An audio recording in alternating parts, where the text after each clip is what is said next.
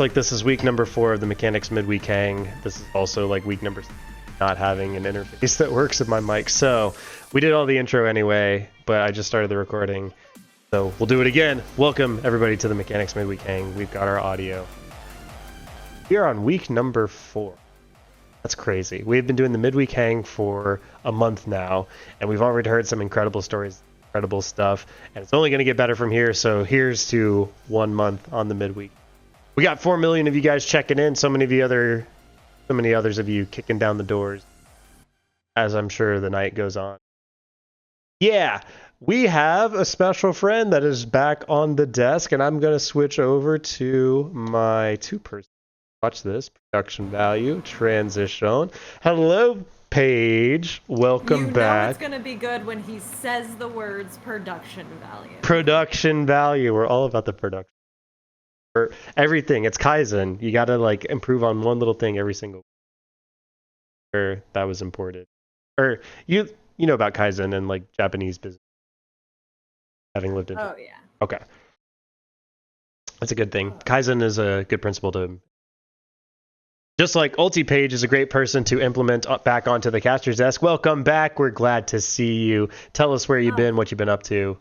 All the good hangs. Drew, it is so good to be back, and I cannot tell you what I've been up to because it somehow would probably be against TOS. Oh, okay. I just realized my AC is still on. Drew, we're off to such a good production start. Value. Remember production value. Remember when I said earlier I'm going to blast my AC so you don't have to listen to it whirring for the entire rest of the stream, and then I just left it on. Yeah. But I have been good, Drew. I have been on all sorts of adventures up and down the East Coast. It's been a crazy time, but it's been a good time. And I was just kind of tinkering around, making sure that all the posts were done. Everything was good. My name is Ulti Page, and I was here for the first week, but I missed the last couple because I've been all over the place. And I am officially over at Mechanyx, the director of eSports and all things Community Cup, but also the one that you're probably getting the messages and the notifications from on the Discords and all of those good places. If you're following us on Twitter, if you're joining our Discord, we are sending the notifications out there. So make sure that you are in those places to know when we are going to be going live every single Wednesday. We've been here. We're doing it, Drew. We said we were going to do it, and we're doing it. I mean, credit to you. I said we were going to do it, and then I said I'm going to be gone for 2 weeks. So really, you're doing it. But we did it. Yeah. Already, people are like hitting my DMs, and this is crazy. They're like, "Hey, I want to be on the show, and I want to like talk about this," or like Aaron's already hit me back and like, "Hey, we should do this. Me and Rex come on, and we can talk about it." I'm like, "Sure." So I'm having to write out like a calendar and get everybody kind of organized. So yeah, you are. We'd love we to are blessed. That. I'm channeling my inner Ulti Page with all her organization scheduled together. And dang, so I really made sure to leave during the busiest 2 weeks of one of the few things that I do to help out a very busy A's for Drew. So we've got Tempo, we've got a Evil Boy, and we've got Rodera checking in.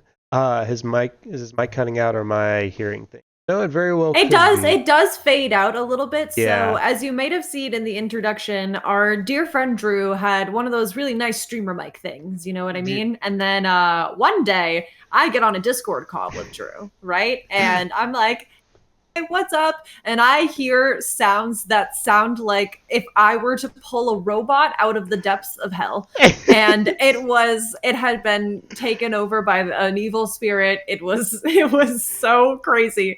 And so after that fateful day, that mic no longer worked. So our dear friend Drew is rocking the true gamer mic, if we're being honest. Like yours, I got my little Yeti Blue over here. Like, no, that's boring. You're rocking the gamer mic, and it does do a little bit of this every once in a while. But she recovers. Right here. Yeah, she recovers. And so Tempo had the now I'm clipping, so I think I'm blowing everybody's eardrums out. I've been adjusting the volume level over here, but Tempo made the very astute observation that I should bring my mic just a little bit closer, so I'm going to do that. See, you know what they production value. You know what they say, Drew. Production. I was about to say that. You know what they say. Yeah, production value. Shared. We have a shared timeshare with the same brain cell, Paige and I. So it's a good time. And thank you to chat for upping our production value. You guys get the gold star of the week for helping us with all the production thingies. It's what I have to do. I speak from experience. Okay.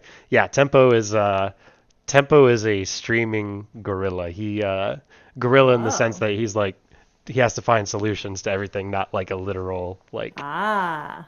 like monkey. But yeah, as I understand it, he has to like stream from like his Xbox and stuff like that, and so audio and all that is just Okay. a little bit more challenging. Yeah, but I am a console child, he says. Listen, we respect the console players around here. We are not PC gamer elitists around here. Certainly Now, not. I do play a fair number of games on my PC, but there is always a time and place for a good console games. There are certain games that I have no interest in playing on my PC. Yeah, there was like a thing back in the early 2010s, and people were very insistent that PC was the only way to go, and other people were very insistent that console is the only way to go. But nowadays, everybody just has both.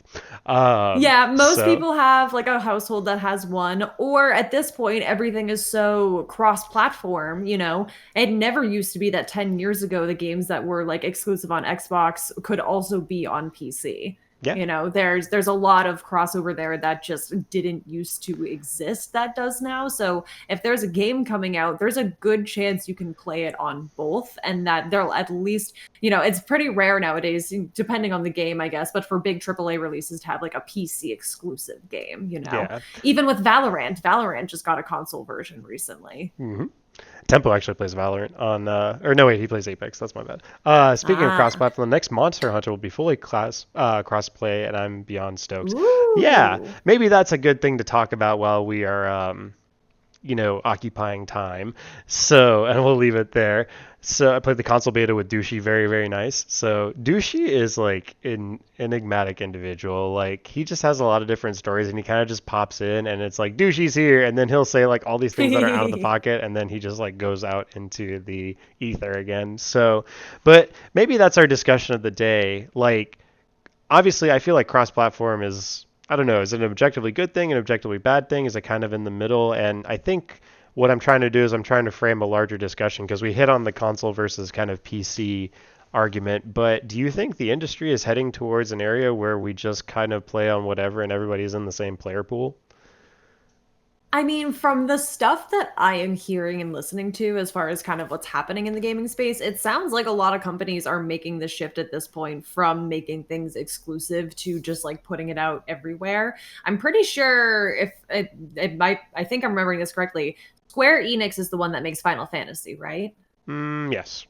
Because they Yeah. recently, that was like one of the things that was exclusive for a long time, and they, I think, have said that going forward they are going to be focusing less on exclusivity and more on getting their games out to anyone who is interested in getting them. So I think that is the ultimate shift at this point, because it kind of makes the most sense as far as getting the most money back for games, especially in a time where like the gaming economy is not doing the best, when there's like a lot of layoffs and closures of studios and stuff right now. hmm It is definitely more profitable for companies to be doing it. And I think the difference is that when you stop having games that are like exclusive to you or even timed exclusive, it starts just becoming about what is the best console to host it on.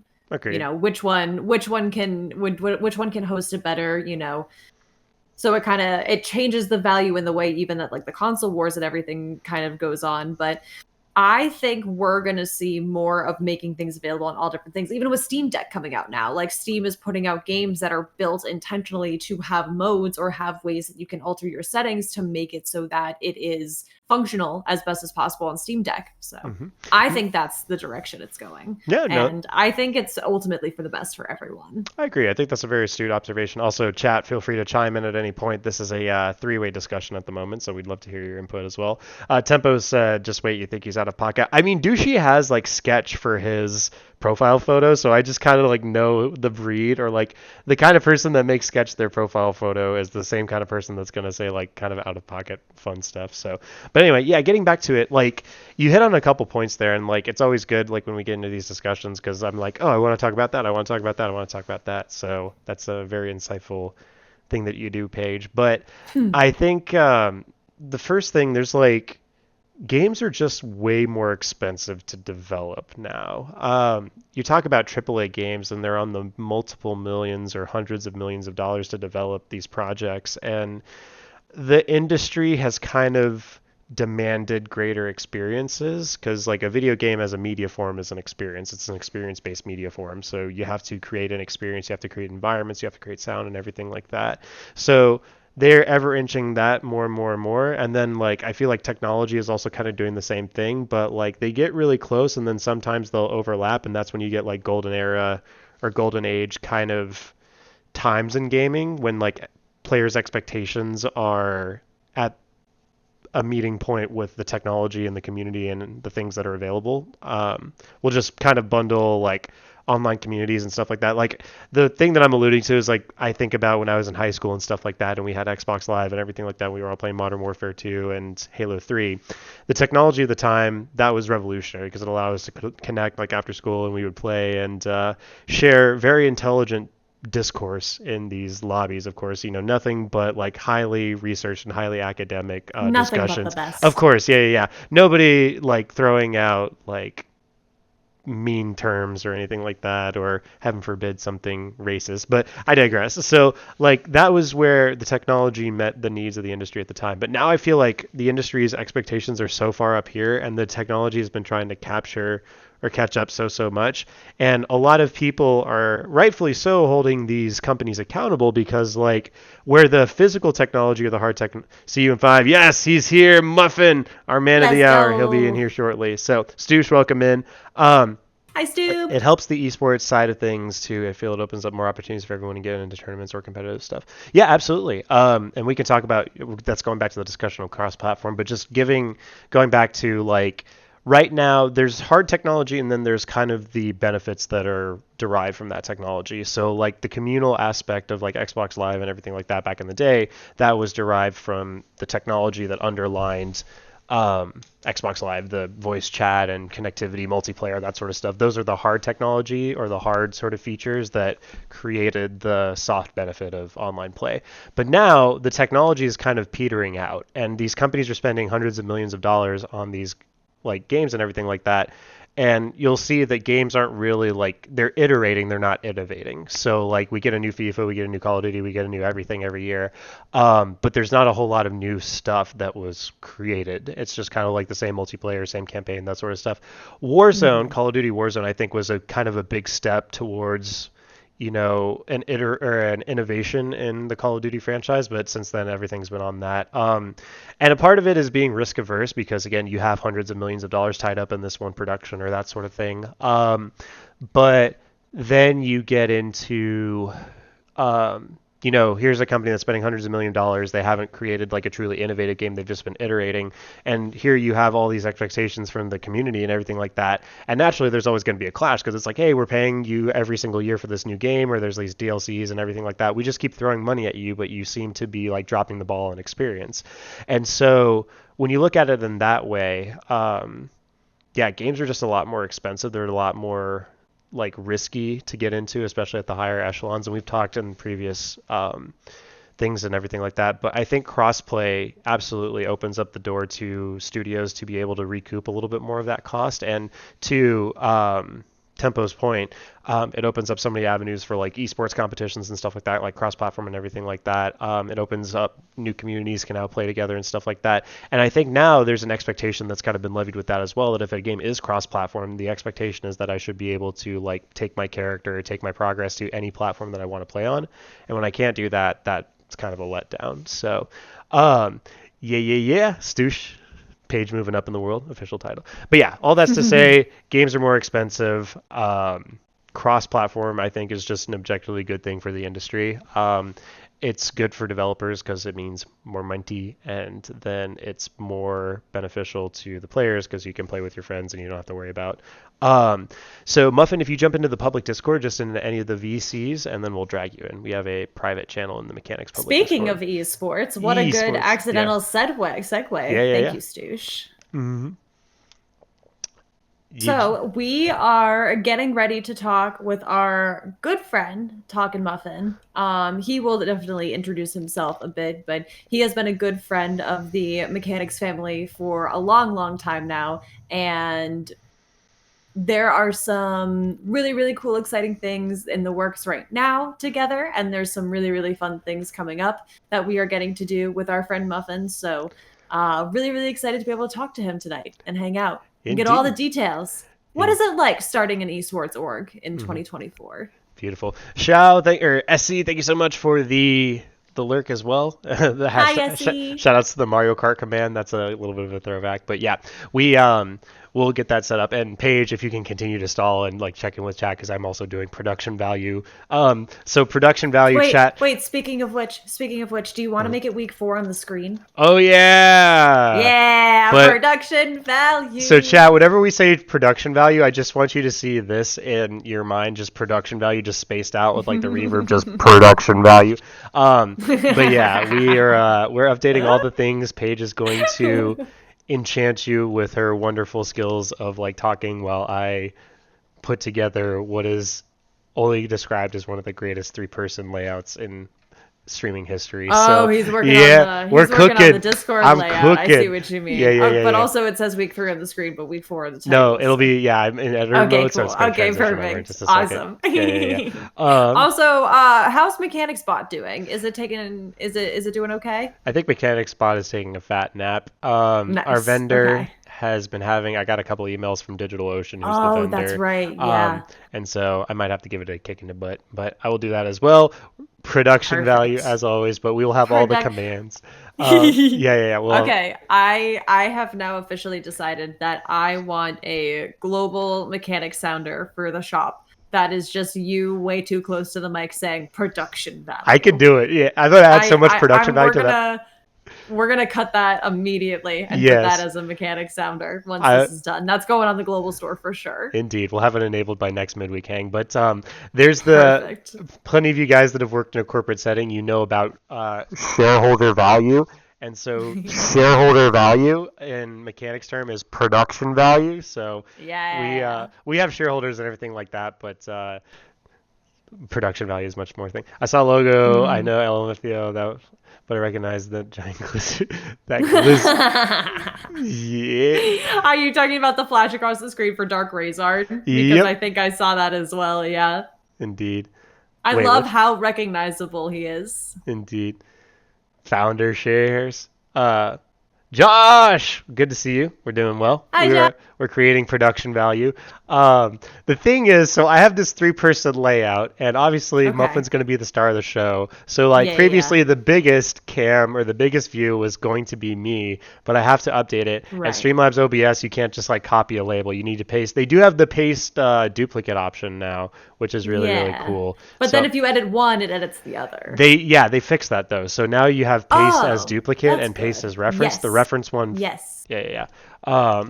But beautiful. I had it edited before we went on stream, and then I realized that I did by reference and not by duplicate. So we're on the struggle bus here. We'll copy this, paste. For those of you who don't know, A is for Drew is one of those people that when you say, somebody wears a lot of hats, like the part of Drew's room that you can't see, it's just a closet full of hats. Yeah. It's chock. Oh, I got hats. Every possible. He's got hats. Yeah. He's got hats over there. You can see some of the beautiful guitar work behind him at the moment, but this is a guy that does a whole lot of things and a whole lot of projects and all this stuff. So it is good to be able to carve out a once a week time with you to be able to do this even. And I appreciate your commitment on it through all the busyness that you do, because you are a man of many hobbies. That just made my day, actually. It's always nice. Like every once in a while we need to be glazed up a little bit, but I think the world of you as well. And as I want to go around and do every single thing, Paige has been incredible. And whenever you're starting a business or you're starting a venture, you always want to surround yourself with people that are smarter than you and know more than you. And Paige definitely knows a lot more about organizing events and being congenial and wonderful than I do. So I'm glad to do that. Stoosh, that's a great question. We're a good balance. Yeah. I'm going to be sword and blades props. I love medieval weaponry. Oh, okay, Tempo. Tell me more about that. Do you have a large collection of swords? Special things. Yeah, I build guitars, so I have guitars over here as well. I think we're ready, though. Let's get our man of the hour dragged on in. I think he's somewhere. He's on his way. I have suggestions. Okay. We have Pummel Party. We have Fall Guys. We have Fortnite. Really, we usually leave it up to the guest. So if Muffin's available to play, then we would love to see it. Mac! What's up, Mac? We got it. Shows Shotzi Duo Dap. I like that. That's an Optic Dallas emo. Or I think Shotzi plays for. Yeah, he plays for Optic. Most of his emotes are. What's up, brother? So we are just getting everything ready for Muffin. We are going to. Let me show you what I've been working with right now, so we can see the live production value in place. So this is what I'm talking about. But like on the Discord call, I need to like size this up and get this in the right area. So we got Muffin over here. He's going to be the main star, and we're just going to kind of be over here, chuffed his chips, cutting up and having a good time. But then like I got to get this one right. So like I'm trying to get, yeah, y'all feel me. So this is all stuff that ideally you would have done before. Oh, by the way, go check out the YouTube. This will be going up on YouTube. We upload the VOD every single Thursday after the midweek hang. I have week number 1 edited. I just need to put it up. I'm pointing you guys to a channel that literally has nothing on it. Or the thing that I'm referencing isn't quite up there yet. But yeah, go check out the Mechanyx YouTube. We're going to be doing a lot more over there as well in the way of getting the VODs out, as well as doing the getting clips and stuff that's like clippy so that you guys can digest it in a more quick fashion, or don't have to watch the whole VOD. You can just get the highlights. So not currently. I live with my parents still. My brothers were absolutely getting them hurting themselves, but I'm obsessed with sword play medieval stuff even from the nice kendo. Did you ever do kendo, or do you ever see kendo when you were in Japan, Paige? Wait, is Paige muted? Paige, I think you're muted. Paige. I muted. Sorry, No, I was it's sending okay. messages to TalkinMuffin. Okay. But I have mostly just seen it in anime, to be honest. I do know that some of like I think a lot of the time kendo clubs are more of a high school thing, and I was Yeah. more with like elementary, middle school kids. But I did hear like sometimes they would ask me like how to say like the word kendo in English, and it was just a very easy like, no, we just took your word. Yeah, Yes. we just took yours. And it's funny because Japanese borrows a lot of words that like aren't native Japanese words. They just kind of take like the English or the Spanish word and then they change it into like a Japanese sounding words. But I'm like, no, we took your word on this one. And now that we've gotten through some bills with Simba and the surgery and everything, I can kind of breathe and kill my current stash of Celsius. Yeah. And then order another round of Freshen Up. So Very nice. Is Celsius your go-to as far as like energy drinks? besides my own flavor, yeah, Yeah. yeah, I do enjoy Celsius. The man I does. wasn't initially sold on it, and then I tried it. I was like, oh, this actually doesn't suck. So. Are you on the wean from like, I don't want to say the harder stuff, but I know a lot of people like they get off of Monster and stuff like that. They're like, oh, I'm doing Celsius to like come down from like drinking Monsters every day or something like that. You know, like yes and no. Like my body's pretty caffeine tolerant, so like this actually has 300 milligrams, but I won't drink the entire thing because it's 8 o'clock and I need to go to bed probably after this. Yeah. But like I never really used to do like caffeine or coffee until I had my son. So after that, I guess you could say I'm coming off the hard stuff. Yeah. Yes. Certainly one way to put it. Yeah. Yeah. So. Good stuff. Well, alrighty, let's without further ado, let me do the introduction. So, I mean, it's TalkinMuffin. It's the guy. He's I think about, dude, you know what I found the other day? Do you remember when you reached out to me originally about Mechanyx? You're like, "Hey, can you cut a promo video?" Yeah, like, I have it sitting in my Google Drive. Dude, I have it too. I found it the other day, and maybe we'll edit that into the VOD. But this man came in first time around. He's like, "Hey, can you cut a production video or everything?" But like, I knew from the get-go, like, that you were just an absolute professional in everything that you did, because like you came in, you're like, hey, I'm ready to offer you this, this, and this. And like at the time, Mechanyx was still really, really small. And so I'm like, that's cool and all, bro, but like you don't need to do all that. And so it's clear that he's like, he knew the industry, or he knew kind of what to ask for and everything like that. So he's been professional through and through. I met Muffin by way of another Mechanyx content partner. We were talking about him earlier, Dark Razard, fantastic human being. The vibe attracts the tribe. Muffin is a fantastic human being as well. We've been working together. Absolutely, dude. We've been working together for, dude, fuck, I can't realize, like, Paige said this the other day. She's like, yeah. 2.5 years? Yeah, exactly.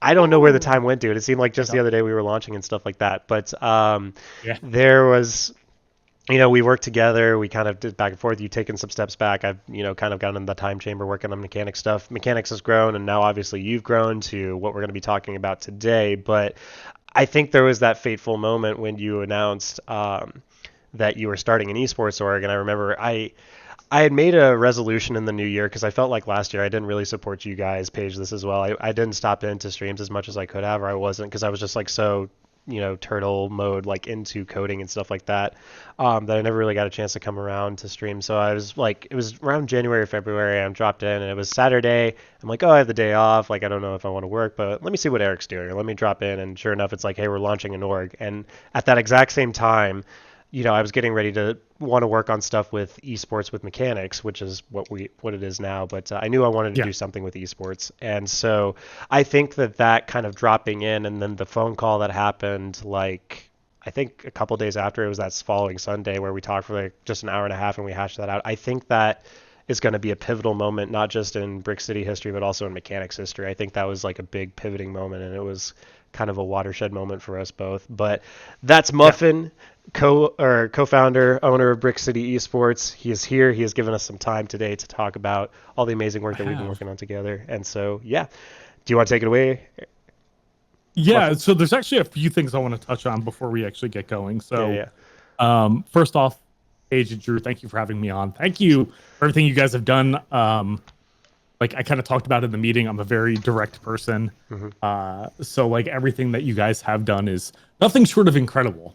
So I hope that I hope you guys understand that, because when I did come to Drew, and then Drew shared that Paige was going to be kind of occupying that role, I couldn't really think of like a better two to work with. And granted, Paige, I know you and I haven't chatted a ton.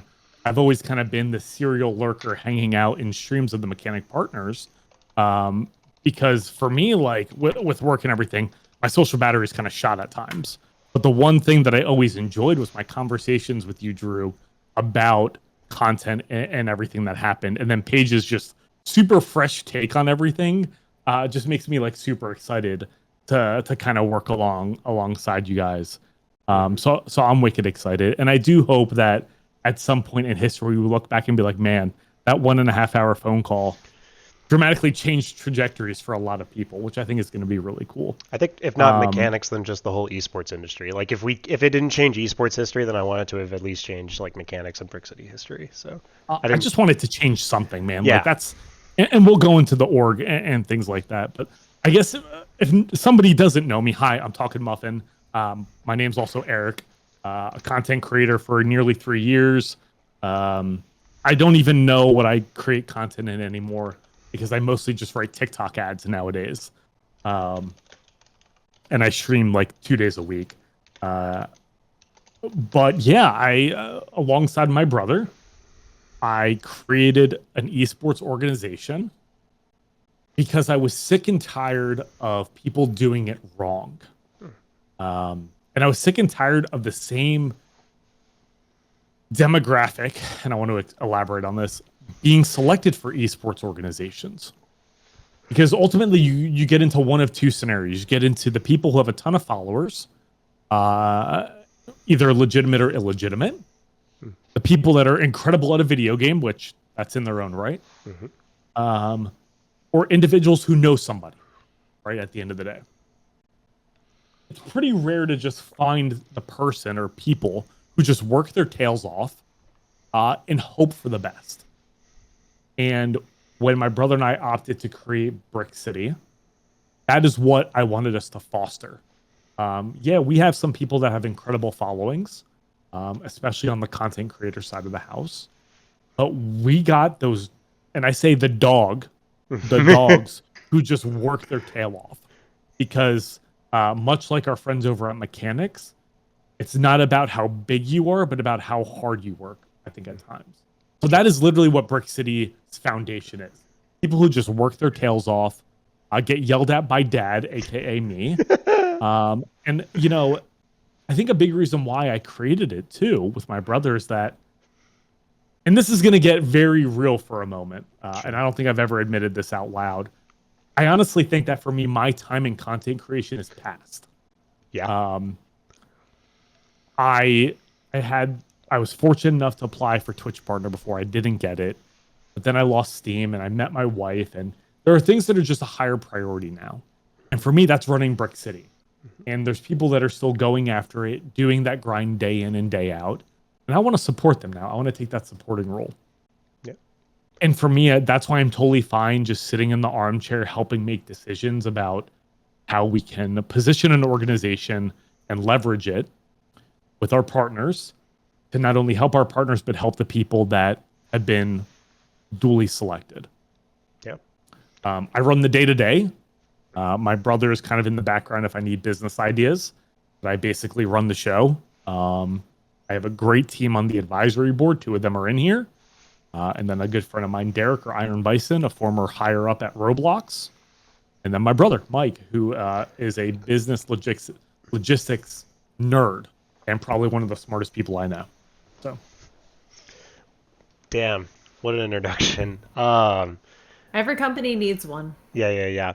There's like a number of things that I wanted to say there, but they kind of just all went out the window. Dude, I guess first, thanks for being real. And I totally empathize with the kind of it's past, and I've talked to you guys in meetings prior that I never really got the chance to play pro. Not that I would have wanted to, but like eSports was a very different landscape when I was, coming up, like in the Modern Warfare 2, Halo 3 days and stuff like that. But you don't do it. Sometimes what you have is you have a dream for somebody else. And so I didn't want to do it for me, or my thing is past, but like maybe there is a kid that is in high school and they come to Mechanyx or they look on Mechanyx and they find their golden opportunity to play pro and stuff like that, and I can live kind of vicariously through them. And so it sounds like Brick City is very much that as well. Like you've found those priorities, and obviously family is priority, wifey is priority, son is priority. And we don't have to get into it, but knowing a little bit more about you, Eric, and the background and stuff like that, and just kind of the stuff of the trials and tribulations that you've gone through earlier in life, it's just amazing for you to be able to resolve to yourself and say like, hey, maybe I don't want to push this too hard. Maybe what I can do is I can support other people through this org, and I think that's incredibly admirable. Yeah. I think a big reason for me is I see so many organizations that just sign people. We're going to take FaZe, for example. Everybody add the FaZe tag to your name and then dilute the quality. Yeah. Right? Because let's all be real. People might not want to hear it, but not everyone's meant to be a content creator or an esports player or really be in the space. And that's okay. And that is okay.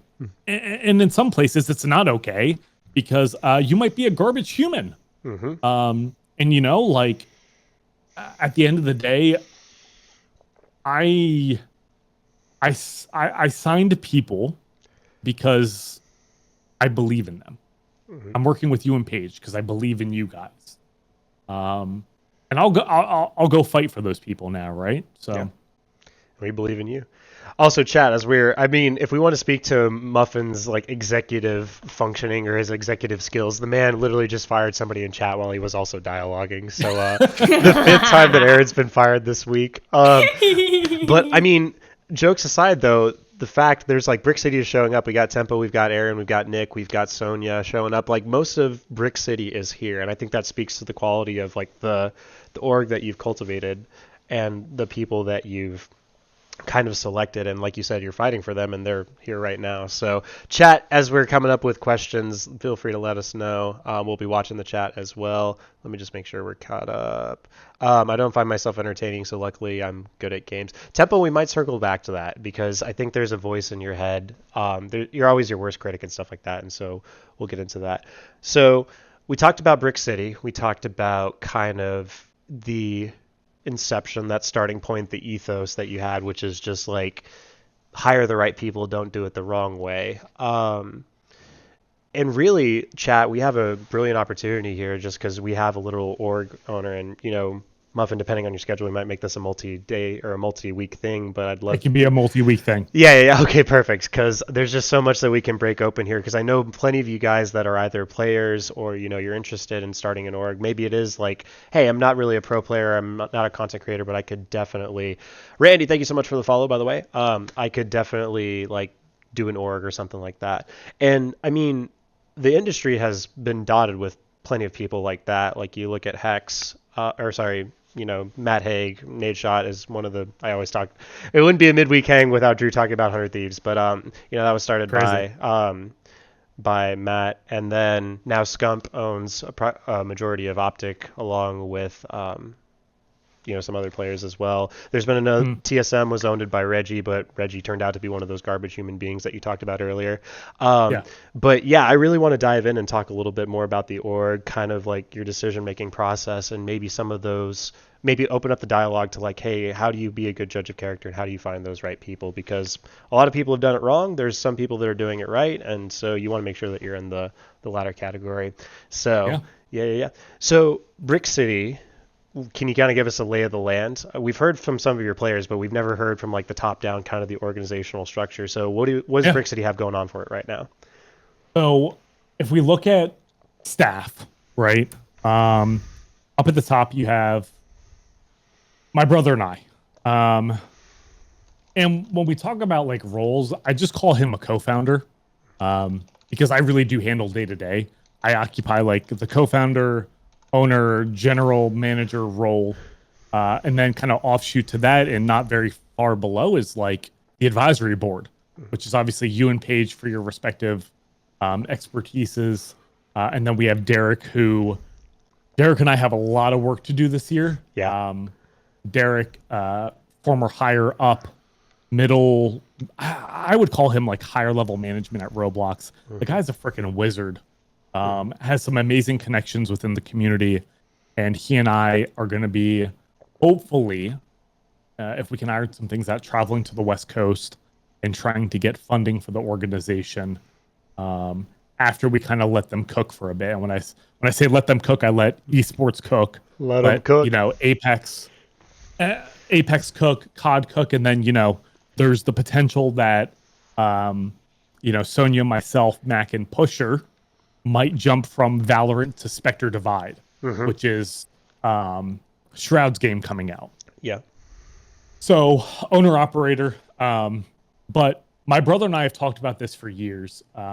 We've always wanted to do something together because we're each very different from each other. While we're very similar, we're very different. Mike, I will 100% say that my brother does have some parts of the thinking process that I don't. I'm significantly better at managing people, but I'm also really good at reading people because of a career in law enforcement, 14 years of it. So, you asked this question earlier, how do you judge a person's character? And it's really tough because like a majority of the time I just watch people and how they speak. I can watch your demeanor, I can watch your reactions, and I can pinpoint most people pretty quickly. Like I had a scene today where I had a burglary and I damn near pinned 3 people on exactly the type of people they were. And as I left, I'm like, oh, hey, I'm like, do you do this, and that? And they're like, yeah, how'd you know that? I'm like, I just watched you. But it's a lot of experience. You just need to talk to people. Unfortunately, that's a skill that I don't think a lot of people possess nowadays anymore. It's just being able to talk to each other. Have respect opinions. But so after me and my brother, we had the advisory board, which they advise, to keep a long story short. And then we have a community manager who is Douchey. Yeah. Douchey is kind of the in-between for me and Apex mostly. The reason why is because I can talk to Aaron or Rekka or Enzo or Mystery pretty one-on-one. They're our newest team. But I don't really need to babysit them too much. But he's mostly there for Apex because I'm out of that realm now. And that's probably our most competitive team. That's probably our most talented team is our Apex team. Yeah, Pee-wee just like, sorry to interrupt, but Pee-wee like took a full-on like singles cup, and she's been going through some stuff on the back end. But much love, chat. If we could give some loves and good vibes to little Pee-wee. She absolutely crushed it this weekend. Yeah. I tell you what, man. And this is a testament to the people right now. So in my first month as being owner operator, shit that I part of my French, but I had to have very hard conversations with 3 members of the organization already.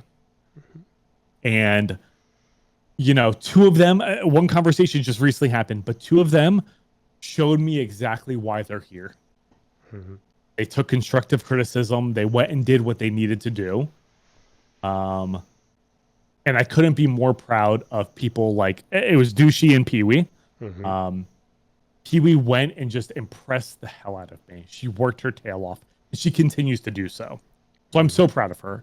And community manager Justin just needed to learn a little bit more about the administrative side of running an organization with me.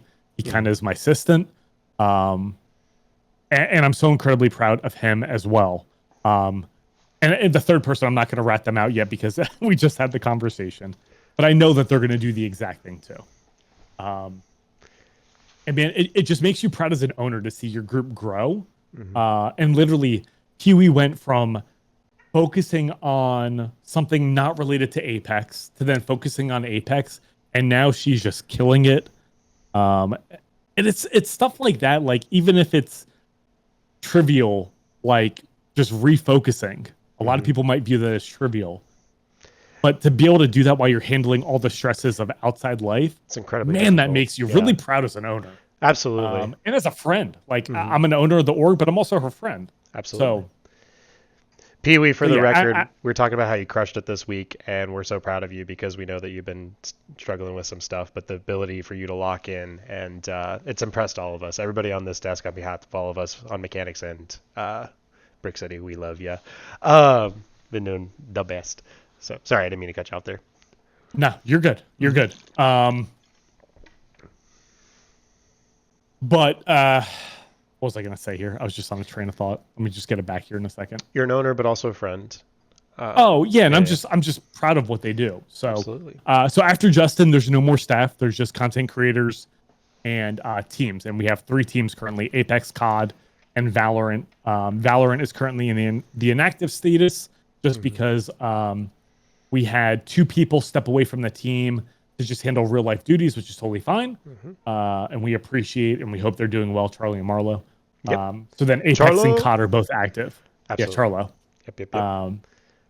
And then our 3 creators. Oh, I guess if you look at the teams, it's Nickname, Tempo FPS, Little Pee-wee, and Lazy Bear Gaming on Apex. COD is WPST Enzo, Mystery, it's Aaron and Rekka. And then on Valorant, it's myself, Sonia, Saunders09, my wife, Pusher McSwift, and Mac, who's our IGL. And then we have 3 absolutely incredible content creators who could not be more different than each other, which is what I love. We have Snail's Tales, who is literally in the art realm. That is her expertise now, but she's an engineer by day, which is crazy. We have J2 Media, who's an NCAA and Madden nerd. Twitch, TikTok aficionado. It's had amazing content. Also works for Slam Magazine as a photographer and videographer. And then Dragus, who's another computer scientist, computer engineer, architect out on the West Coast, who plays a little bit of everything. Ubisoft partner, YouTube partner, Rogue Energy partner. Same with both Snails and Jay as well. And they're just different from each other. None of them are the same, which is what we wanted. Because it's rare to sign somebody in the art realm to a content creator spot within an organization. And it is hella underrated because creativity is what you want at the center of content creation. I agree. And there's a danger in creating like a normalcy or kind of like a flavor where everybody's in like at the same realm and everything. Because effectively that's what your teams are. Your teams are, all these people play COD, all these people do this. And so that sort of thing. But your creator cross section or your creator team should definitely be as diverse as you can possibly make it, because that introduces new voices and new perspectives into the org from the creative side all the way up. Correct. Yeah. Beautiful. So that gives us a little bit. We'll come back to the teams because obviously I want to hear your takes on each of them because it sounds like there's a lot of exciting stuff and we definitely need to cover that. But I want to touch in on something that your brother Mike, who's in chat, had mentioned a little bit earlier. So you guys have been thinking about it for just a little bit. There was a lot of like sort of infancy or infant ideas and stuff like that. When did you feel that kind of urge to get things started, to this is where we need to make the step? And what was that kind of pre-planning looking like? Was it touch and go? Were you kind of building up? Does that make sense? So, yeah, it absolutely makes sense. So prior to being in Brick City, I was in an organization called Zomblers. They were a Canadian-based organization. They signed me to be a content creator. And like, I was actually really proud of it because I was the largest creator in the organization. And that's where I met Iron Bison, or Derek, Aaron, and Rekka. And it was great. Like, there's a lot of people there that I really got along with. And I'm not going to go too far into it because I'm not going to air dirty laundry. But things had occurred behind the scenes that I did not agree with. Mm-hmm. And it's me as a person, not me as a creator, right? Like, creation side of the house, I worry about creation side of the house. The person I am, my values and my morality, that's always present. But it's like I really had inner turmoil about it. And I'm like, nah, I'm good. Like, I'm done here.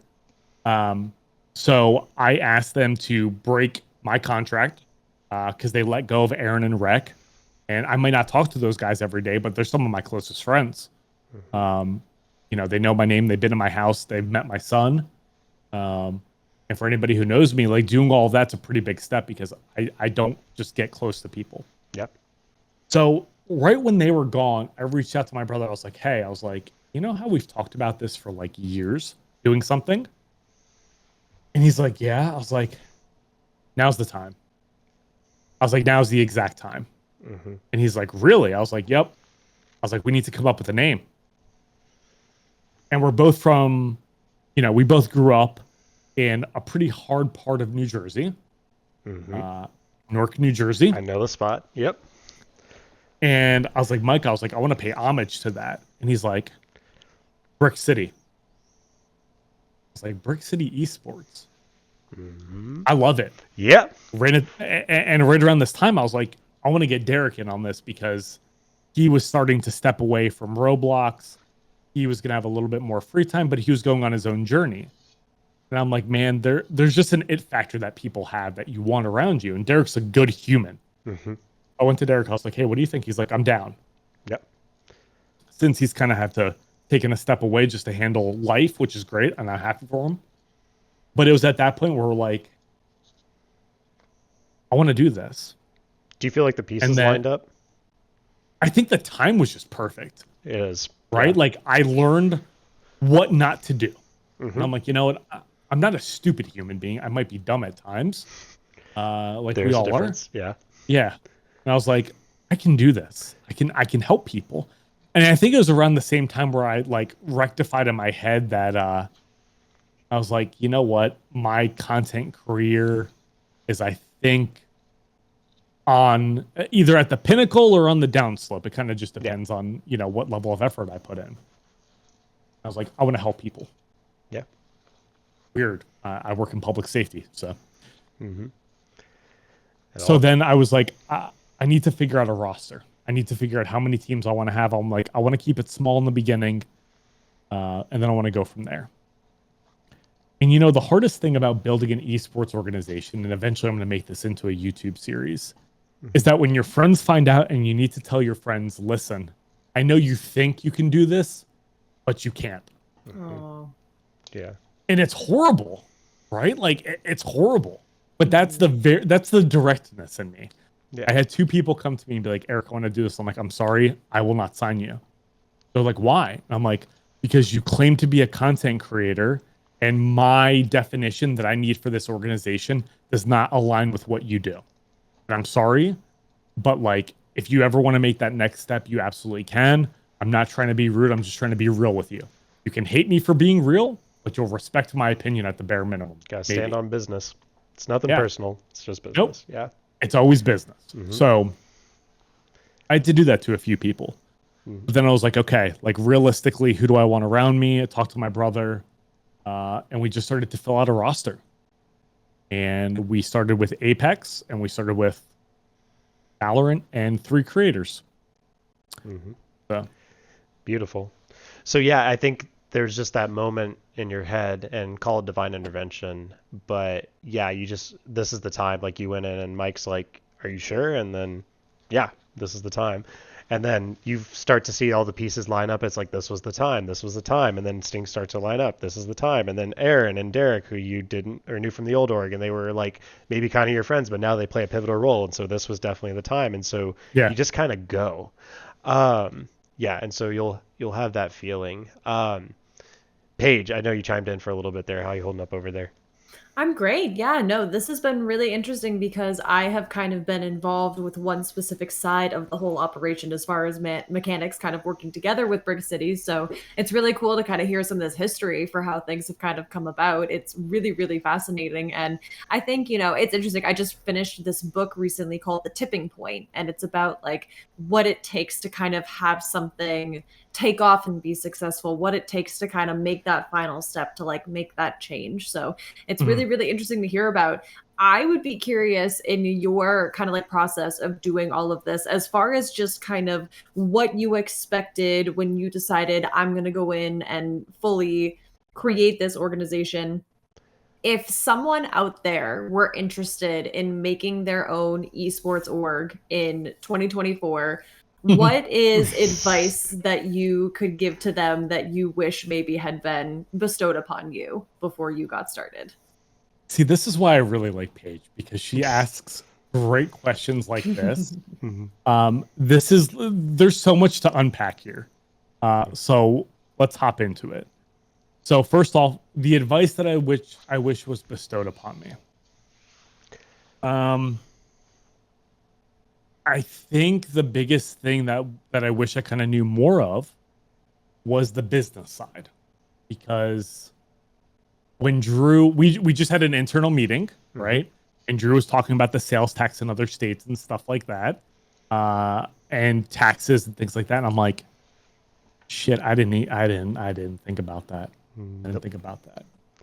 Because, in my head, I've been a programmed scientist for how long now? Like, I didn't think about that. Yep. So would you like the bit of advice I would give somebody is become a generalist. Know a little bit about everything and don't be afraid to ask questions, or just go look for the answer. Because ultimately, like, Drew's taught me some things about the legal side of contracts just from his time as CEO and co-founder of Mechanyx, which is super helpful. Derek and my brother taught me about the business side. The people side I was always kind of good at. But then there's things I've learned along the way as well that some of my ideas may not necessarily work. So I'm like, okay, back to the drawing board then. Don't be afraid to fail either. So it's gonna happen. Yeah, it's gonna happen. And I've already done it a few times and it's okay. But I would say if somebody wants to do it now, find a mentor as well. Mentors are great. You can bounce ideas off of them, questions. I think it's one of the best ways to learn. Yep. Or intern or do something like that, right? I think something like that would be really, really beneficial. Beautiful. Excellent.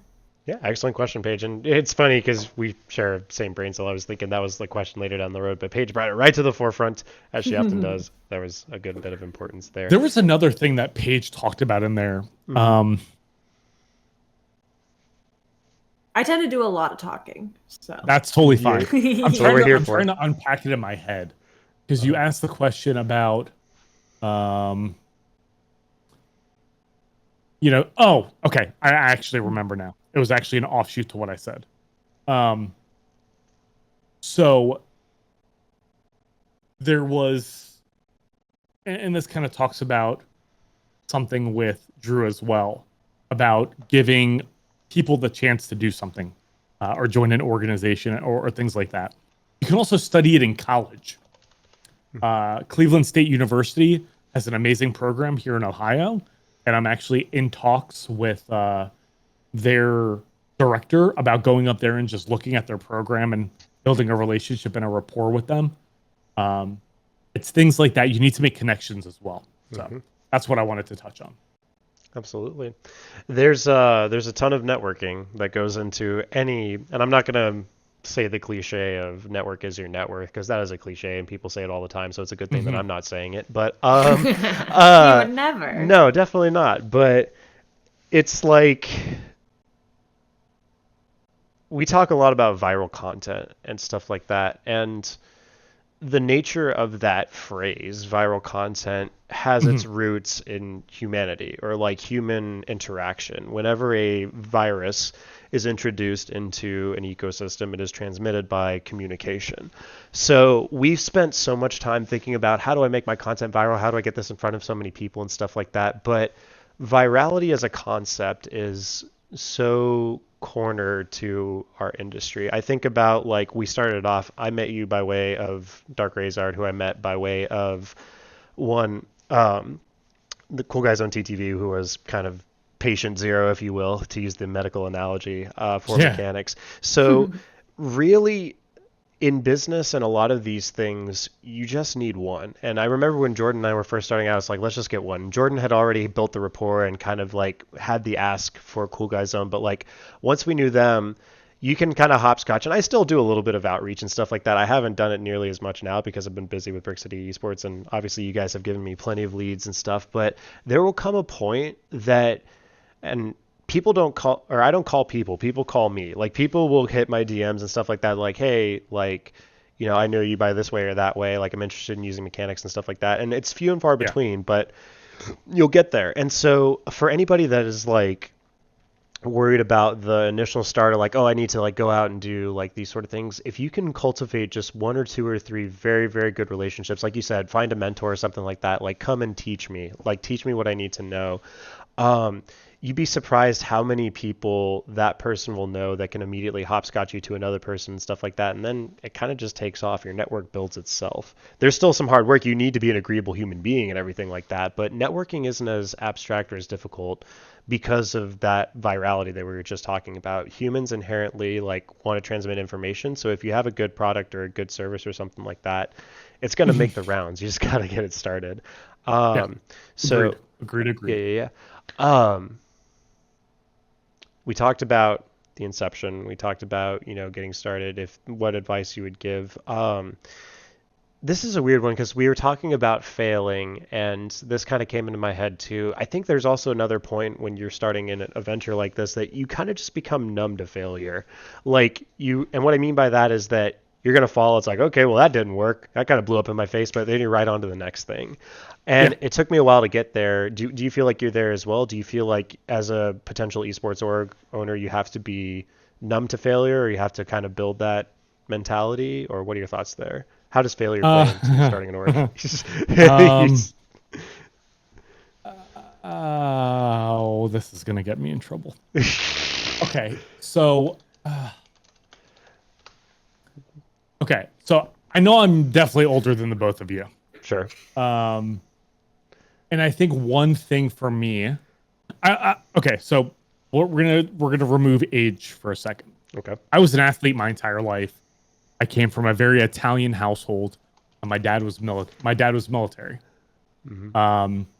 So for me, when I was growing up, it was fine to fail. I failed a lot.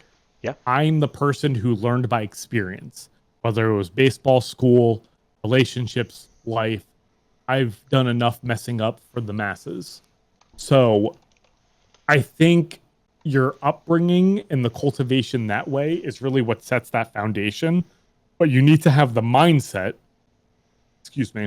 that it's okay to fail and that you're going to fail. Because, you know, one thing that you brought up earlier, Drew, that I wanted to kind of circle back to was what's going to happen next for the org. We're established. We have the Mechanyx platform coming out. What's year one looking like, right? And in my mind, I'm like, a lot of failure. Yeah. 150% a lot of failure. But I do think you need to have some strong skin. Like, if you go on Twitter and somebody chirps at you and you get upset, you should probably get off social media for the day and realize that everyone's allowed to have an opinion. It doesn't mean you need to listen to it. Yeah. So you need to build thick skin. Because even with me for investors, I've had to have thick skin with investors. Mm-hmm. And man, it doesn't mean that I don't want to go to their house and maybe give them one of these to just communicate more effectively. Yeah. But yeah, you need to have even keel emotion, but know when to bring it out. Yeah. Right. So I would say you need to learn it or you need to have it established. Yeah. And I think that it's interesting you bring it up there too, because we started this discussion on failure, but I think there's a greater concept there that you just need to stop giving a fuck about stuff that doesn't matter. Like, yeah. I mean, you talked about Twitter and stuff like that. Like, you got to think that, like, I mean, people stir a little bit of like beef and stuff like that before a big match and stuff like that. But like, I can guarantee you, a lot of pros and like esports athletes, they go on Twitter and then they get chirped at by some people. And granted, like, if it's just a torrent of everything like that, that can weigh on you mentally and stuff like that. But if somebody's like chirping at you or does a bad comment on your video, it's like, I don't give a fuck, dude. Like, exactly. Yeah, it's exactly. Like, and the way that you get to that place of just like not, there's a book called The Subtle Art of Not Giving a Fuck, and so I'm not using that great phrase. Book. It is a fantastic great book. But yeah, it's just like, you are going to get to a point if you put in the hard work and you fail and stuff like that, and you kind of just like get that thick skin, like you said, you are going to have a vision of your success, like all your teams on Championship Sunday and like all these other things, like getting that first series of investment or something like that. Manifest, or think about, well, manifest is a targeted word too, but think about, we're so poignantly poised to like look at what could possibly go wrong, but we never consider what could possibly go right. And so when you get into that mentality and you realize that, hey, my future is pretty fucking bright, like this could work, like this is the time and these pieces are lining up, that is no coincidence, like this shit is hitting, then you will not give a fuck, because these people aren't going to bring you down. You know that that's an inevitability. It's not an if but a when. And so when you are vibing with that, when you see the future and when you see it's bright and everything like that, everything that doesn't matter doesn't fucking matter. And so right. That's where you want to be. And if you just get started and you start going in that direction, you will start to see that bright picture just get a little bit brighter and things will stop mattering as much. Does that make sense? 100%. Yeah, and I think there's also, this idea of like, maybe rephrasing it as far as like going numb to kind of failure or all of that, but there is some like separation that has to happen between like who we identify as a person and the thing that we are working on that we want to have be successful, whether it be a business or a creative project or something. And that, if I am trying to start a business and I go to someone for funding and I get shut down from it, I can't walk away from that saying, well, I'm a terrible business owner. I walk away from that as, well, that's not going to work for my business. And then now I have to find something there. And that is a line that gets very, very, very, very blurry and fuzzy when it comes to living in the online space and creating in the online space, where we have things like Twitter where someone can respond to you immediately, where we have things on Twitch where people can post things in chat in real time. And there is, especially when people's business or something, especially as content creators, when your identity starts to become your business, I think it's easy to blur that line. And I think the more you've been reading too much, like you said, you just got to get away, you got to step away for a little bit, spend the rest of the weekend and not checking your mentions, something like that. But having the ability to separate ourselves and our self-worth and our self-value from the outcome of every interaction that whatever we are putting our energy into has. Yeah. I think that's something that I have to check too with Mechanyx and stuff like that, because like I want this to be a big thing and to help a lot of people. Muffn, we got into it the same reason. I want to help people. But the number of users on your platform doesn't make it valid. That's evident by so many other social media platforms. The amount of money that is behind your business doesn't make it valid. That's evident with so many different Silicon Valley like startups that get up and fail and stuff like that. You need to stop using other people's measuring sticks. You need to stop giving a fuck about that sort of stuff. I mean it's important if you need investment and stuff like that too, but Mechanyx is doing a lot of stuff grassroots. Brick City is obviously very grassroots at the moment and there's potential there, but stop using all these metrics. Like, you are in exactly the right place that you need to be at this present time to do the greatest thing that you are going to do with your life, if that makes sense. So whether that be starting an esports or starting a, esports platform or being an amazing content creator, trust that you are in the place that you need to be right here and right now. Still hustle, still bust your ass for it, but trust that you are here. And there are people that have gone viral overnight and like they've absolutely squandered, well, I don't want to say squandered it, but like the fame corrupts them, or they get into a much worse place, or you make a bunch of money and suddenly you're funded and then all your problems seem to amplify, because money and fame are amplifiers. They will amplify whether you're a great human being or am I preaching today, Muffin, and I'm preaching. But money and power and clout and stuff like that, they're all amplifiers. There are terrible, terrible human beings with tons and tons of money that are still terrible human beings with millions of dollars. And then there's people that don't have a cent to their name that have been doing miraculous things for their entirety of their life. So stop using these measuring sticks. Retweet. So stop using these measuring sticks. Stop like constantly comparing yourself to, well, I don't want to say that because that's cliche, but like, it's accurate though. It's true though. It is, yeah. But valid. like, comparison takes away the time that you could be focusing on trusting yourself and loving yourself and understanding that you are exactly where you need to be. If you're comparing yourself, that inherently means that you're not thinking about how great it is where you are right now.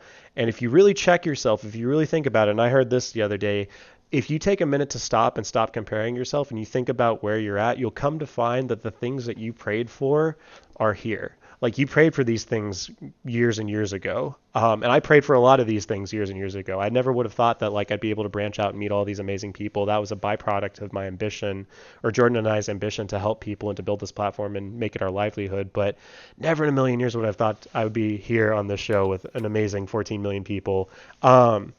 Comparison is the thief of joy. That's an excellent quote. That was in the back of my head as well. But like, it's been an amazing, like, 4 years. I don't know where the time went, but like, again, I stopped using that as a comparison. People would say, oh, you need to, like, the platform needs to blow up in like a year or something like that, or else it's not valid. But like, 4 long years of just meeting incredible people. I'm sitting with 2 of them right now. I'm sitting with 14 million of them in chat.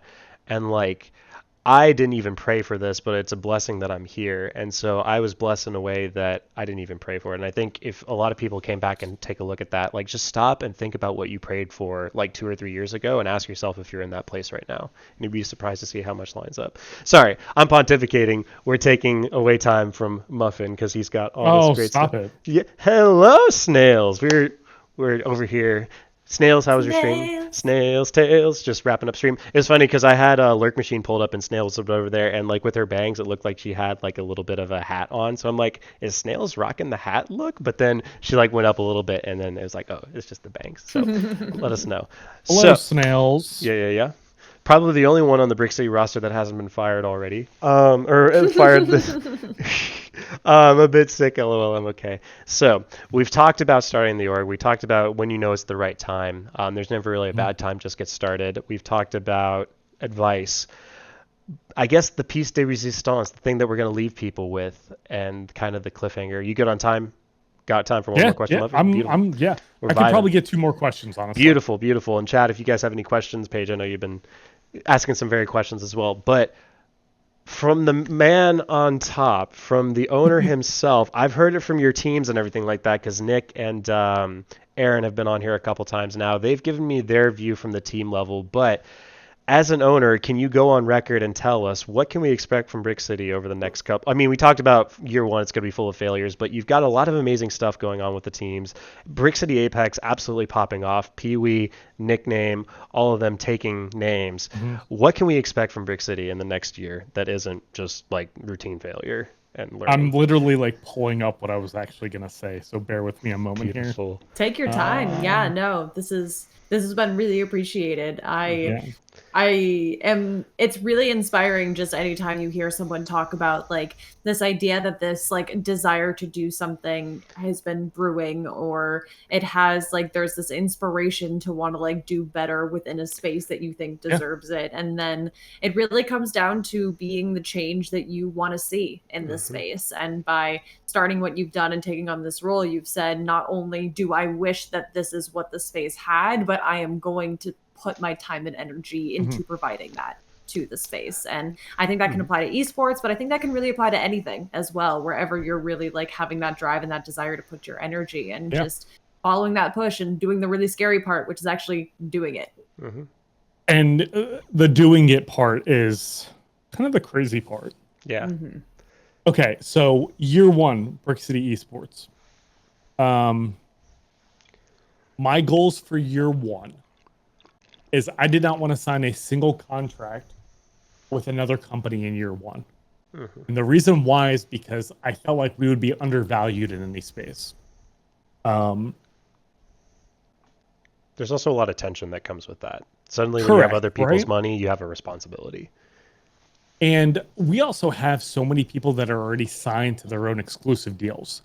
Like you have Dragus, Jay, and Snails that have energy drinks. They have agreements with energy drink companies. And you have Sonia and I, you have the owner who actually has his own flavor with a company. So I'm like, that's immediately off the table. Like, and I even had a conversation with Jordan at Freshen Up. I'm like, listen, I'm not going to ask for like a partnership for the org. I'm going to let the org figure that out on their own. Because maybe energy drinks isn't what the org will actually need, right? It's not, I can leverage agreements with people, but I'm going to let the org figure it out on their own, right? So that was number one for me, is I didn't want to sign anything year one. Number two is, man, I really fucking hope this happens. Yeah. So there's this like background investor that might come forward. And if it comes forward, then the organization will immediately be sustainable. And my brother and I will still have majority ownership of the organization. I will not have to give up any ownership. It was a one-time angel investment.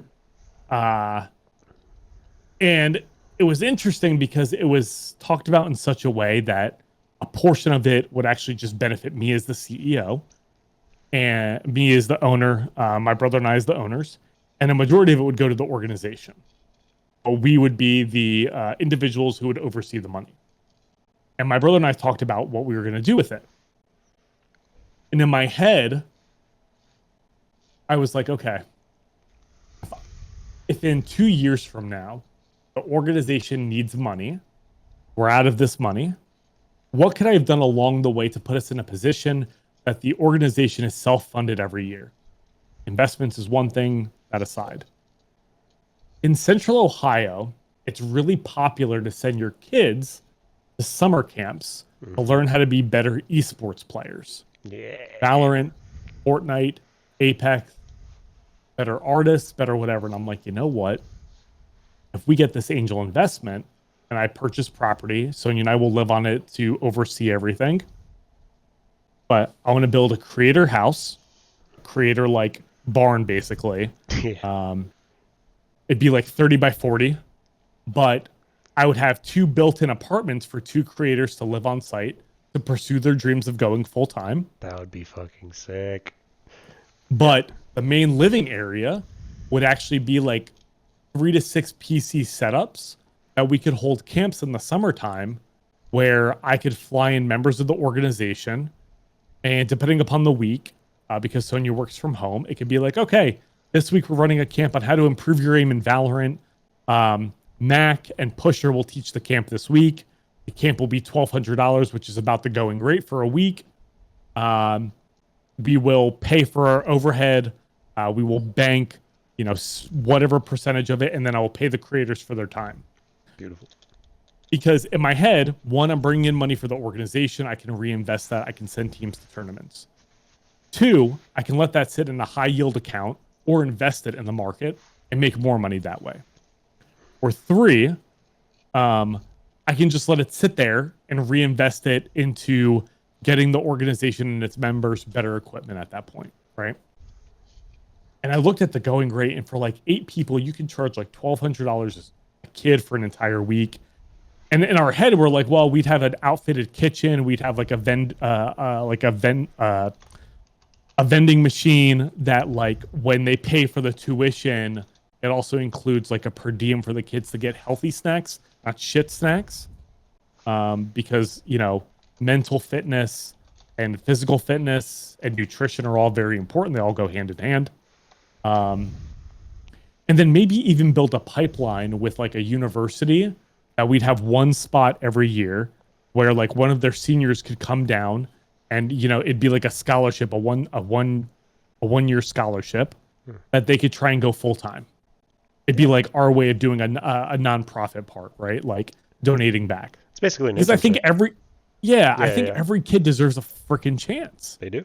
If you show me you're going to grind for it, you're working on your content, you're working on becoming a better editor, why not? And so Respectfully, if you get to that place, I didn't mean to interrupt, but like respectfully, if you get to that place, like whenever you guys find success, and many of you will, all of you guys I'm talking in chat as well, and so those of you watching the VOD after, whenever you find success, you have a responsibility to invest, because like somebody has invested in you, somebody has given you that success, so it is your duty. I don't give a fuck what your excuse is, but you have a duty to give back to your industry, and you have a duty to give back to the community that has raised you and has sacrificed for you, and so I love that you have that at kind of the forefront. It's like, this is my duty, or this is my responsibility to give back. That should be the aspect of any org, any business. Yeah. 100%, because like in my head, I see 100 Thieves with their house. I see organizations with their house, and I'm like, shit, I want to do that for the org. Like, I want that for the people here. Like, I want it to be that if like Paige and Drew want to come up for a week, and Drew just wants to work at the content house for a week. Trust that I will. He can work at the content house for a week, or if Paige wants to travel to the content house and like film some content for Mechanyx, I can have a setup there for you guys. Like, for me in my head, if I get to that point in year one, man, there's no fucking stopping this organization. Like, we will piss off so many people along the way because we're gonna have done it in a different way.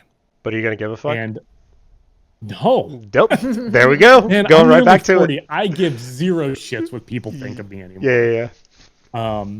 Perfect example. But you know, a big thing that I talked about was Max Young, and like he's gonna be in between jobs soon, and I'd be like, you know what, Mac?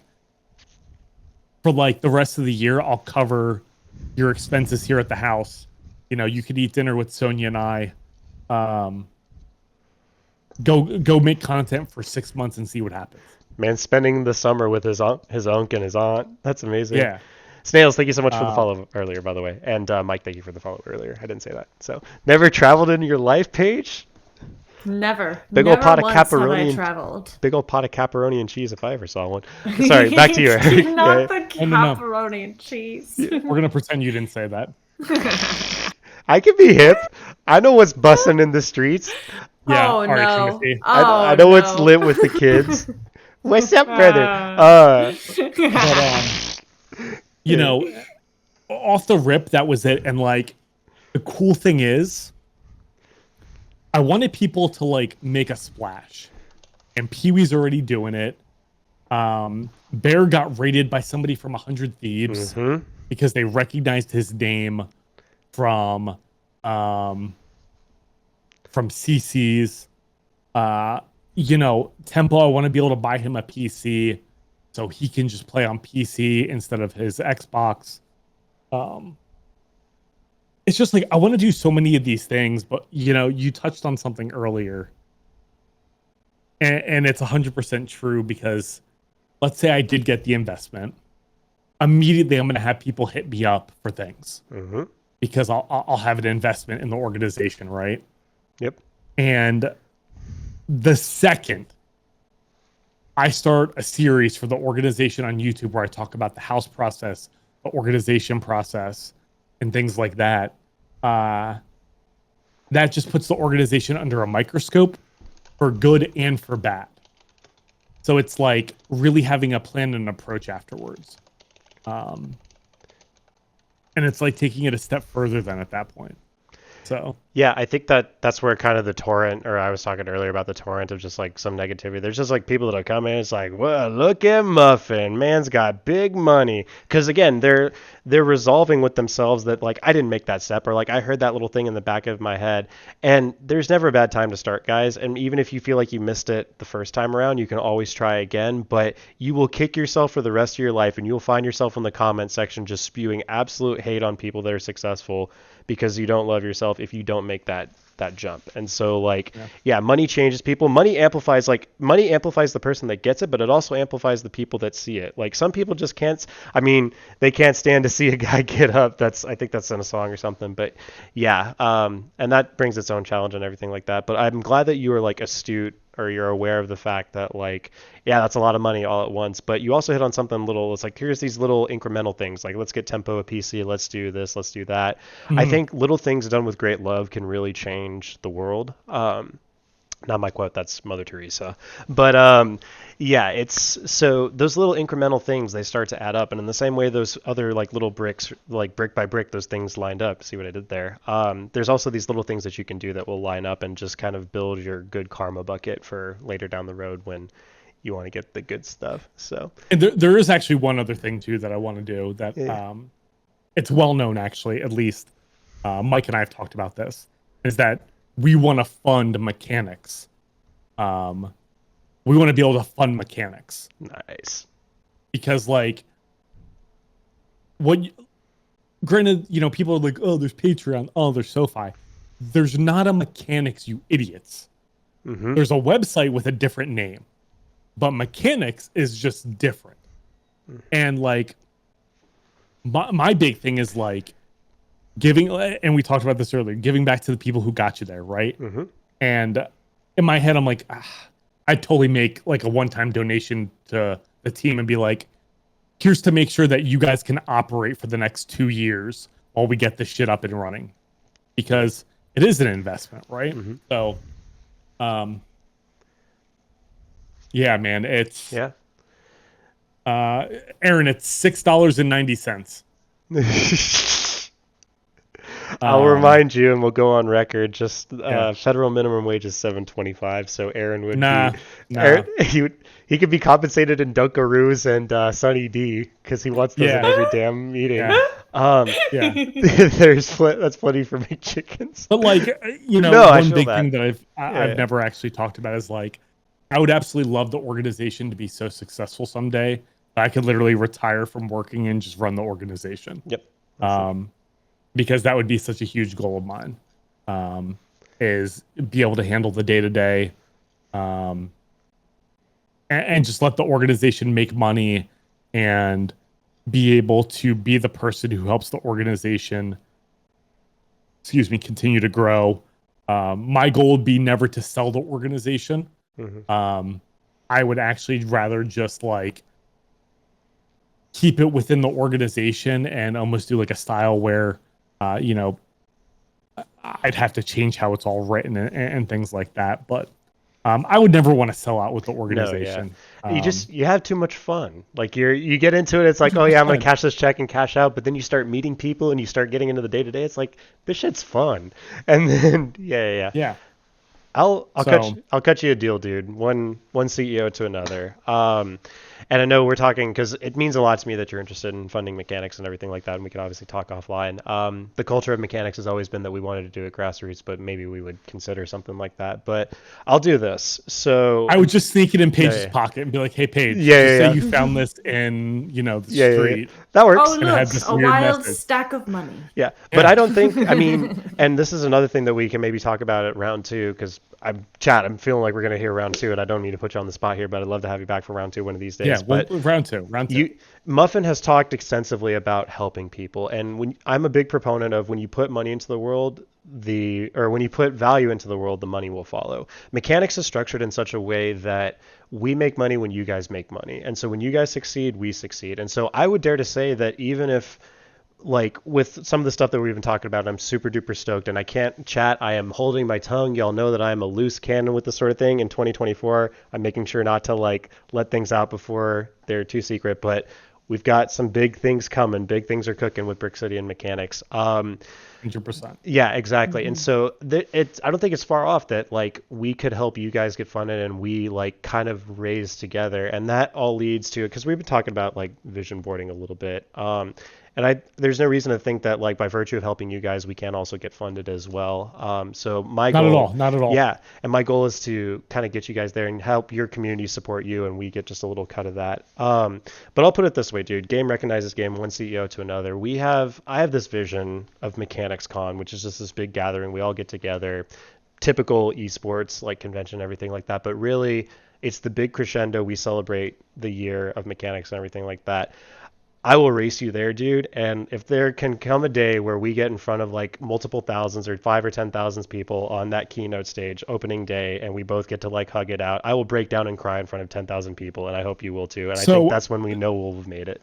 So, Drew, I'm gonna raise you one better. Actually. Oh shit! Okay, you guys, this is meetings. Like whenever Brick City and Mechanyx get together, we're constantly doing this. So, I think Paige would be. I think Paige would be the true catalyst here.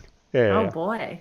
So, why not just think about it like this instead?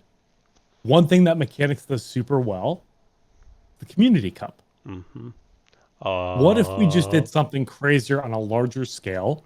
Where we did an invitational for esports programs, but on a collegiate level, and we call it Mechanyx Con. Yeah, and it ends up being once a year. Yeah, and you know we can call whatever we want. It could be whatever the hell we want. But like, you know, there's going to be a time when the funding does come at some point.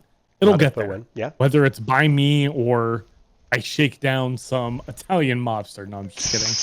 I don't know if I could get in on that. So, but no, you know, 150%. There's going to be a time when we're all on stage. It's not a matter of if, it's when. Yeah. And maybe it's next year, maybe it's the year after that. But ultimately, at the end of the day, we're going to tell a story about how two small organizations turned it into something much bigger. And you know, whether it's a con just based upon talking about the Mechanyx platform and how we had this grassroots idea to then cultivate an entire esports within to the interface of Mechanyx and let it be you know, the pilot of it, or if it's this whole thing, hey guys, you want to do all this esports stuff, cool, come over to Mechanyx. We actually have an entire platform built for it already. Like you said, and whatever that looks like, I'm fucking there, dude. Yeah, I'm there. I'll race you there. Let's leave an impact. Yeah, you know, we're gonna be butting heads and constantly one-upping each other to get there. But if you don't trip me, I'm gonna trip you on the way there, and we'll just all I'll handcuff you. So okay. It's fine. Hey, don't threaten me with a good time. Sonia in chat, don't tell your wife. All right. And damn, but on that too much off the rails. Shit, dude, I'm stoked. Bear, the vibes are there. McCanCon. Bear said, glad to be along for the ride. We'll work on the name. Yeah. We'll work on the name. But yeah. We're gonna have to work on that one. Working title. Agreed. But Bear, and to all of you guys, there's no one I would rather do it with, and you guys have been fantastic. You've made so many of my dreams come true, and so I think that next goal, I think about the episode of One Piece where we kind of just put our fists in the air and it's like, see you in a couple of years, but we'll get there. I don't want to spoil too much, but One Piece fans, y'all know the one I'm talking about. But yeah, we'll get there. Let's go and race. I'm interested in the collegiate ideas and stuff like that. My gears are turning, and that's how, you know, we've had a good interview, but we'll get there, and I'll race you there. So we will. Yeah. Any other questions, Paige? I'm good. Yeah, this has been really awesome. Perfect. Muffin, can't thank you enough for your time. I know you have a long day and you're due some rest, so thank you so much. Chat, let's give the love to our amazing Muffin. Many of you guys, we're all together. This is one big happy Brick City Mechanyx fam, so we all know each other. But if you haven't known Muffin, where can they find you, Muffin? Where they can find me. So they can find me on Twitch. You can find me on TikTok. You have to add an S on TikTok because it's my wife and I. You can find me on X or Twitter at TalkinMuffin. I like to talk a lot of shit on X. Yeah. More vague, but I just have to kind of watch what I say. But yeah, Twitter, Twitch, YouTube, everywhere. Beautiful. Yeah. Cool. And definitely be on the lookout. We have some amazing stuff that we can't quite talk about yet, but these three powers combined, we're going to have some really cool stuff coming up with Brick City and Mechanyx in the future, and you'll be able to find all that here on Mechanyx GG's account, so make sure that you are following as well. Muffin, thank you so much. Chat, we are going to be getting into some games. Let us know. Adios, amigo. Be good to Adios, guys. Adios. See ya. Much love. And just like that, he's out. And Paige is Muffin again. Look at that. Hey, so let's transition go. on over. And Ulti Paige is just my picture on Discord. So, chat, we're going to be getting into some games. Paige, how you feeling about games? Okay, so here's what I'm feeling. I have